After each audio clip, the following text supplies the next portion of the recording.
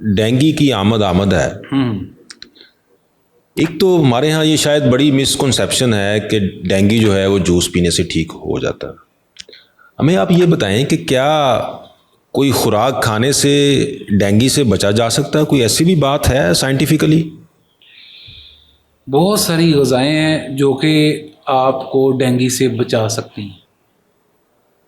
देख लें आप बड़ी इंपॉर्टेंट बात बता रहा हूँ जी। और कैसे यानी कि ग़िज़ा डेंगू से बचा सकती है। ग़िज़ा डेंगू से बचा सकती है। कैसे? सबसे इम्पॉर्टेंट चीज़ है, आपने अपनी डाइट के अंदर प्रोटीन इंटेक ज़्यादा करना है। प्रोटीन से आपकी इम्यूनिटी स्ट्रॉन्ग होती है, क़ुव्वत मुदाफ़त आपकी बनती है प्रोटीन खाने से।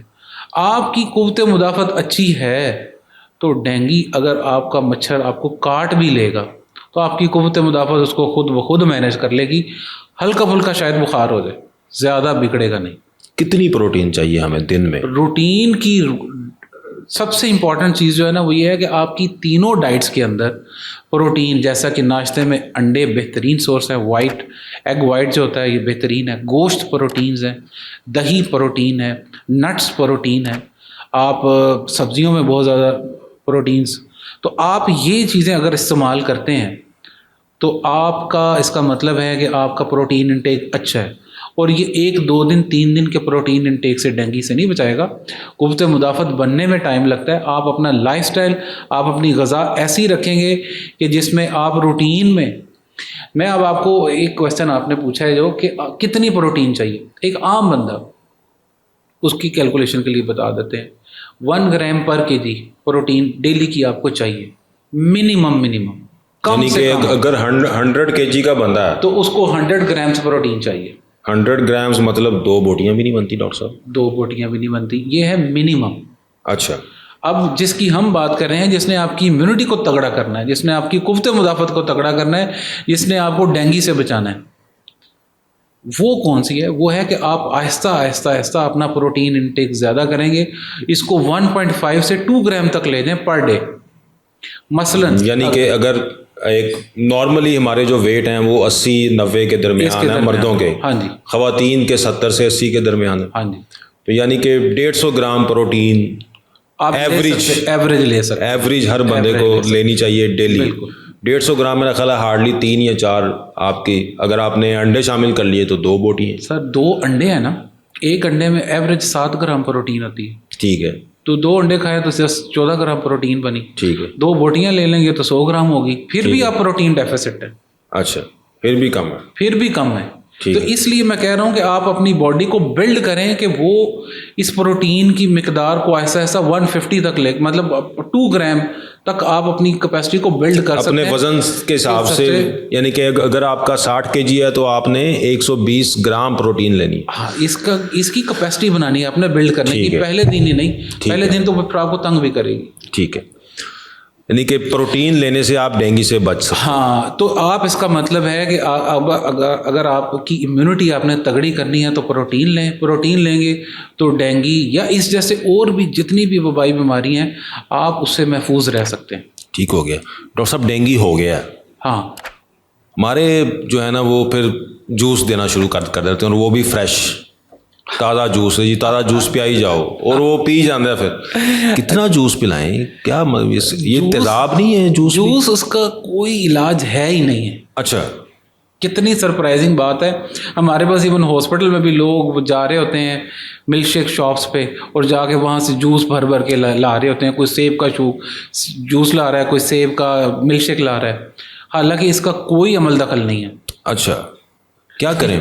सर वही जब हो गया तो उसके बाद फिर आपने वेट एंड सी, जो डॉक्टर आपको हिदायत दे रहा है आपकी कंडीशन के हिसाब से आपने उसको फॉलो करना है। जूस कोई हल नहीं। अच्छा, अब आपको मैं बताऊं, हर बंदे की कोशिश होती है या तो सेब का जूस, आधे से ज़्यादा बंदे क्या देते हैं, अच्छा डेंगू हो गया, डॉक्टरों ने कहा डेंगू हो गया, सेब का जूस दे दें, या वो एक और होता है पपीते का जूस दे दें। पपीते का जूस ना, पपीते के जूस का कोई रोल है और ना ही सेब के जूस का कोई रोल है। मुझे तो आज तक ये समझ नहीं आई ये लफ्ज़ किसने डेंगू में डेंगू के ट्रीटमेंट में ये डाल दिए। सर कहीं लिक्विड तो नहीं, लोग कहते कि आप लिक्विड ज़्यादा लें? लिक्विड तो सर पानी है ना, हाँ, लिक्विड तो पानी है, पानी तो आप ले सकते हैं, पानी तो हम मना नहीं करते, लेकिन असल बात यह है कि आधे से ज़्यादा आपके रिश्तेदार भी जो आपको फ़ोन करेंगे ना, जो उनको जूस पता पियो जी, चलेगा, वो कहेंगे डेंगू है जूस पियो। हाँ डेंगू हो गया, सेब का जूस पी लो, ते पपीते का जूस पी लो, अनार का जूस, अनार का जूस भी वो कहते हैं, खून बनाता है। हालांकि इनका उसकी प्लेटलेट्स कम होना, अच्छा लोग कहते हैं जी ये जूस जो है ना वो प्लेटलेट्स आपके, प्लेटलेट्स को इंक्रीज करेगा। हालांकि इनका प्लेटलेट्स के बढ़ाने में कोई तल्लक नहीं है। प्लेटलेट्स कैसे बढ़ते हैं डॉक्टर साहब? प्लेटलेट्स तो आपके ऑटोमेटिकली, जब डेंगू ने जाना है ऑटोमेटिकली ऊपर आ जाएंगे।